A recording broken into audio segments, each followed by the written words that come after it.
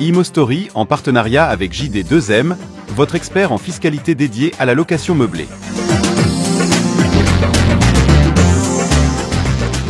Bonjour à tous, j'espère que vous allez bien aujourd'hui. Épisode numéro 2 de Imo-Story, le seul podcast dédié au parcours de vie des personnes qui travaillent dans la sphère immobilière. Cette émission, elle est sponsorisée aujourd'hui par JD2M, expert en fiscalité dédié à la location meublée. L'objectif, économiser sur vos impôts locatifs grâce au régime réel. JD2M vous accompagne dans votre déclaration de revenus LMNP. Aujourd'hui, on découvre les coulisses de la vie de Caroline, une notaire solaire. Alors, entre signature, galère et belles histoires, let's go. Salut Caroline. Bonjour Nicolas. Bon Caroline, j'espère que tu vas bien. Je vais extrêmement bien, je suis ravie d'être avec toi. Merci d'être venue. On va rentrer dans le vif du sujet. Quand est-ce que tu as su que tu allais quelque part devenir notaire ? Je l'ai su finalement assez vite durant mes études de droit. Je savais surtout ce que je ne voulais pas faire. Je ne voulais pas être avocate, je ne suis pas une fille de conflit, moi je suis une fille de consensus. Moi j'aime bien quand on se met d'accord et quand on se met d'accord rapidement. Moi j'aime quand un dossier dans le notariat rentre, mais ce que j'aime par-dessus tout, c'est quand il sort. C'est-à-dire que tout le monde s'est accordé et que le dossier il est terminé, tout le monde repart avec ses clés et son argent. Moi c'est ce qui me plaît. Voilà. Et donc j'ai écarté les autres professions du droit, mais j'ai su assez vite que le notariat c'était quelque chose qui était fait pour moi. D'accord. Tu as commencé dans le droit sur une spécificité, t'es allé sur un tronc commun, j'ai démarré avec un régime très général à faire du droit des obligations, c'est du droit des contrats, du droit de la famille, D'accord. Bien sûr. J'ai développé d'autres pans de mon activité, le droit forestier. Ça, on va en parler parce que c'est assez particulier. C'est original. Effectivement, on a dîné ensemble hier soir. Tu m'as raconté cette histoire, on va obligé d'y passer. Alors, le moment où tu t'es dit, bon, c'est évident, je vais être notaire, est-ce que tu as eu une révélation ? Est-ce qu'il y a un moment dans ta vie où tu t'es dit, bon, c'est ça que je vais faire ? Non, alors j'ai pas eu de révélation divine, comme tu peux l'imaginer, c'est pas arrivé par l'opération du Saint-Esprit, non.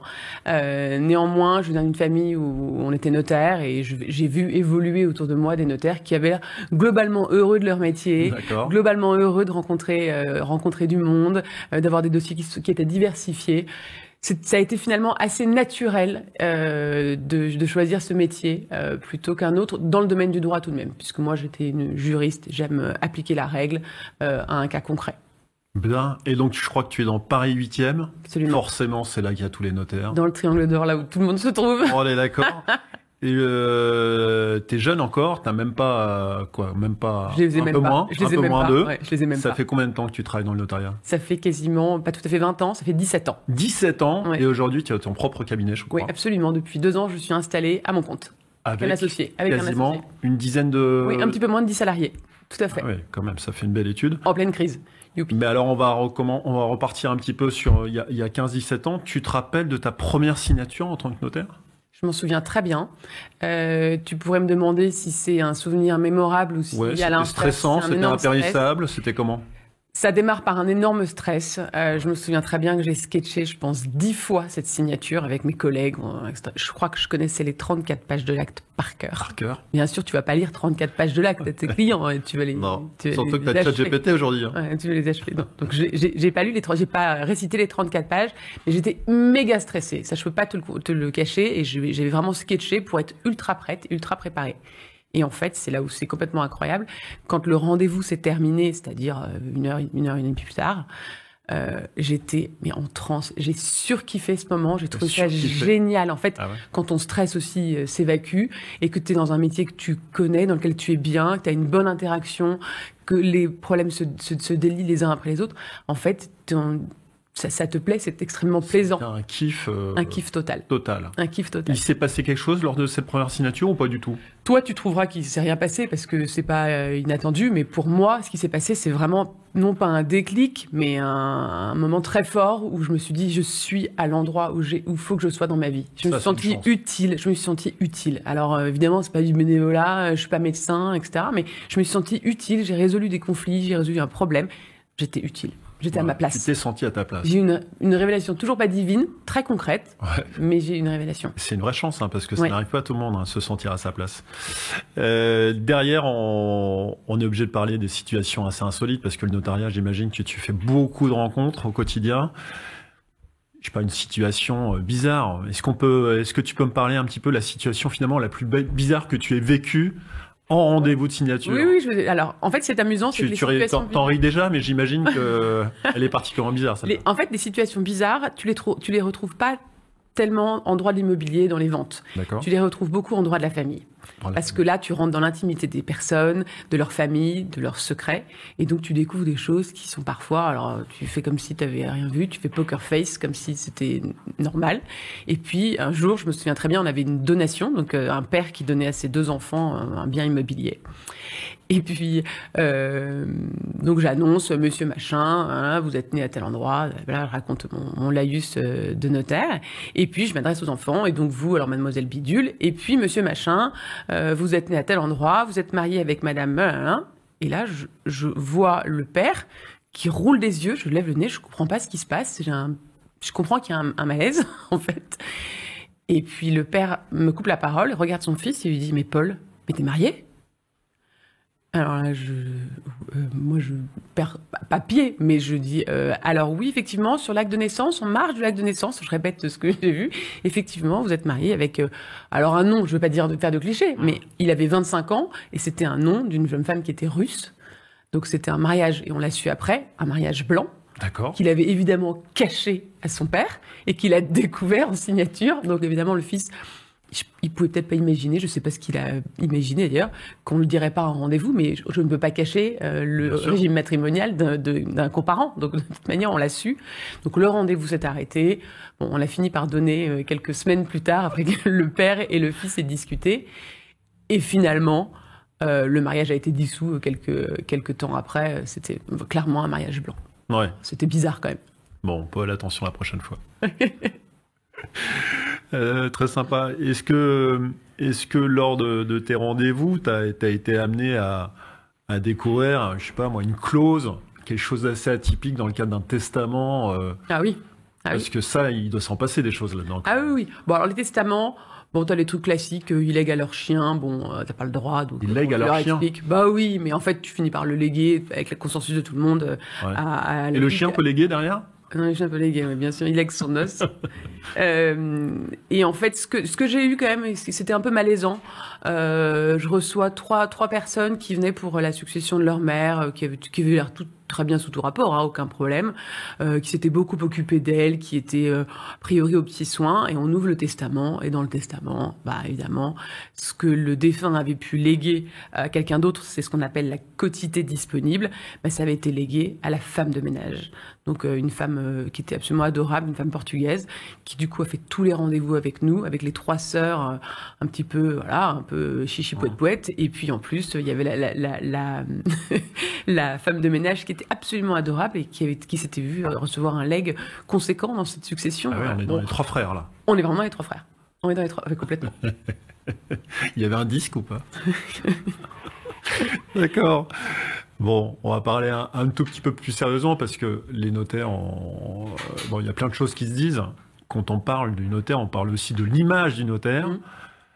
Si tu devais casser un cliché sur les notaires, ce serait lequel? Parce qu'il y en a beaucoup des clichés. Alors, ça vaut pour ton secteur d'activité, mais bien évidemment, ça vaut pour tous les secteurs. Mais tu es confronté le cliché qui est en train de, heureusement, s'éteindre, c'est le notaire poussiéreux, tu vois, un peu avare, qui se comporte comme ça.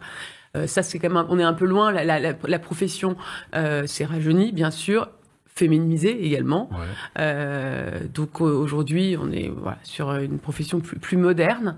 Je dirais que ce qui a un peu aidé tout ça, tu veux faire un petit comparatif par exemple, c'est avec les taxis. Tu vois, c'est exactement la même chose. Les vieux taxis, avant que Macron ne fasse entrer les VTC et les Uber, bah, les taxis, tu rentrais dans un taxi, t'étais tout le temps sale, le type était mal aimable, c'était pas un moment sympathique ce d'être dans un taxi. Les Uber sont arrivés, les taxis se sont mis à râler, ils ont commencé à manifester.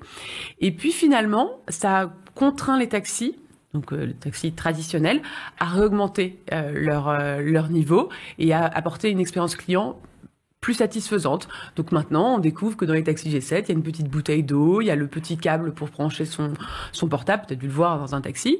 Et en fait, tu prends finalement du plaisir à retrouver ton vieux taxi, comme aujourd'hui le notaire, c'est exactement la même chose. Macron a introduit des nouveaux notaires, des jeunes notaires. Alors les vieux notaires ont râlé, et pour cause, on leur prenait une partie de leur part de marché, mais ils ont aussi appris avec le temps, une fois qu'ils ont eu râlé, à augmenter leur niveau de prestation et à se mettre au niveau et se dire en fait on n'est pas sur un piédestal, il y a un peu plus de concurrence, et ben on y va, on va monter en compétences et on va apporter une meilleure expérience client à nos clients. Est-ce que tu dirais que le caractère cérémonial qu'on avait tous en tête il y a encore plusieurs années, aujourd'hui, est-ce il existe encore? Est-ce que le fait que la profession se soit, tu le dis, rajeunie, féminisée, est-ce qu'il y a un rapport différent aujourd'hui entre les notaires et les clients, ou est-ce qu'il y a toujours ces codes à respecter? Non, je crois que les codes sont quand même toujours là et ils sont très importants, et même la jeune génération est très attachée aux codes parce que quelque part, c'est structurant et t'as pas tellement envie d'y déroger. En revanche, ce qui a changé, c'est la proximité avec ton notaire. Aujourd'hui, tu parles avec ton notaire, tu lui envoies un SMS, tu lui envoies un WhatsApp parce que tu as des clients qui sont à l'étranger, que c'est plus simple. T'attends plus de passer par le standard qui ensuite te laisse un message, ensuite il faut que le notaire rappelle. T'as plus de réactivité. Évidemment, les mails, mais... Plus de proximité. Plus de proximité. Ouais, donc ça, c'est bien aussi. Mais ça change tout. Toi, ça change tout en plus. Bah, ça change tout. Ouais, surtout dans certains cas de figure. Ça peut être assez utile, on est d'accord. T'es solaire, t'es souriante, tu parles bien. J'imagine que t'as un super pouvoir en tant que notaire. C'est quoi ton super pouvoir pour qu'aujourd'hui t'aies autant de clients, que t'aies une super équipe et que les gens t'apprécient? T'as cru que j'allais te le dire à l'antenne, mon secret? On ne sait jamais. Personne ne regarde. Non, il n'y a pas de super pouvoir, il n'y a pas de secret. En revanche, il y a une conception, si tu veux, du notariat et du métier qui est importante à mes yeux. Et j'ai fait le constat, et je me suis rendu compte, donc avant de m'installer, j'ai fait un constat très objectif de qu'est-ce qui coince chez les notaires. Qu'est-ce qui aujourd'hui fait qu'il y a des points d'achoppement et que c'est pas si fluide entre les clients et leurs notaires. Et je me suis rendu compte que c'était exactement ce que je viens de t'expliquer, cette espèce de ce manque de disponibilité et de proximité avec les clients. Et un truc qui est insupportable chez les notaires, c'est leur manque de réactivité et de réponse. Tu t'aperçois qu'en fait, les gens, ils écrivent à leur notaire, le type ne répond jamais. Non, mais c'est bon, je répondrai ou mon assistante le fera. Il ne rappelle jamais au téléphone, il ne répond pas. En fait, c'est insupportable. Quand toi, tu fais des travaux, tu as déjà fait des travaux, t'appelles un maçon, tu lui demandes de venir, il vient, ça n'a pas de problème, il vient, il commence à faire ses codes pour faire son devis, il rentre chez lui, t'as toujours pas de devis au bout d'une semaine, tu rappelles, toujours pas de devis, encore toujours pas, t'envoies un message. Mais ça te rend dingue. Moi, ça me rend dingue. Quand tu demandes à quelqu'un de venir travailler pour toi, tu vas lui donner de l'argent, en fait. Oui. Tu veux lui donner de l'argent. Et le type, bah non, en fait, j'ai des choses à faire, il a un autre chantier. Bah, chez le notaire, c'est exactement la même chose. Pourquoi les types ne répondent pas? Et en fait, quand j'ai compris ça, moi j'ai dit, ok, très bien, mon portable, tous mes clients l'ont, il est dans ma signature électronique. Donc les clients, ils me téléphonent, ils m'envoient des WhatsApp, ils m'envoient des SMS, et je leur réponds. Alors qu'en plus, quand tu dis que les notaires sont payés, on a tous le cliché de se dire un notaire, ça prend 8%. On est d'accord que tu prends pas 8%. Mais évidemment que non. C'est quoi la vérité? Non, mais ça, c'est la plus grosse arnaque de l'État. Parce que les gens, ils disent, ok, j'ai 500 000 euros de vente de transactionnels, donc 40 000 va aux 40 000. Non. C'est quoi la vérité? Non, c'est la plus grosse arnaque de l'État, ça. Ils sont très très forts. Ouais. 40 000, c'est quasiment tout ce qui va à l'État. C'est ce qui va à la commune, ce qui va à l'État et ce qui va... Dont les droits de mutation à 0,5, là, en plus. En plus maintenant, pour quasiment maintenant tous les départements de France. Nous, le notaire, on prend 0,8% hors taxe, que l'on partage entre deux notaires quand il y a deux notaires. Donc tu prends 0,4. Ah oui. Je te dis pas que c'est rien du tout. Je te dis juste que c'est pas les 8% qui est dans l'imaginaire des gens. Bien sûr. Ah oui. Mais il faut en faire. Non, il faut en faire, du volume. Il faut en faire du volume. D'accord. En tout cas, ça, c'était un point qui me paraissait important à apporter parce que les gens, quand même, ont dans l'idée que les notaires font beaucoup d'argent alors que 8%, on est loin de la réalité, on est plutôt à 0,4. Et merci pour cette info, c'est important. Anecdote fun. On est obligé de parler de fun, même si on est dans un cas de notariat, c'est sérieux, on est dans du droit. La signature la plus rapide de ta carrière, est-ce que tu t'en souviens? Est-ce que c'est possible d'ailleurs? Alors en fait, je vais te dire que c'est l'inverse. C'est plutôt l'exception, c'est plutôt la signature la plus longue de ma carrière. Parce qu'aujourd'hui, il n'y a aucune raison qu'une signature soit longue, en fait. Les projets, ils sont censés être vus, revus par tout le monde avant d'arriver en signature. Moi, je ne supporte pas qu'on arrive où personne n'a rien vu. On n'a pas levé tous les red flags, on n'a pas levé tous les loups. En fait, il faut arriver en signature avec un dossier où tout le monde est hyper zen. On a tout vu, on a tout levé, et la signature ne doit pas durer longtemps. Une petite procédure la veille qu'on n'a pas vu, non. Bah après, il y a des trucs que tu vois au dernier moment, bien sûr, ça et que tu m'arrive. découvres parce que les langues se délient. Mais Ouais. en général, tu es censé faire tu dois faire un rendez-vous qui est court. D'autant que je sais pas si tu lis, il y a des études qui ont été menées là-dessus. Notre temps de concentration, il est de 20 minutes. Donc tout ce que tu vas dire dans les 20 premières minutes, ça va être retenu. Ce qui va se passer après, ça va être un peu étiolé, un peu à moitié retenu. Donc il faut tout dire quasiment dans les 20 premières minutes. Il faut appuyer sur les points essentiels dès le départ.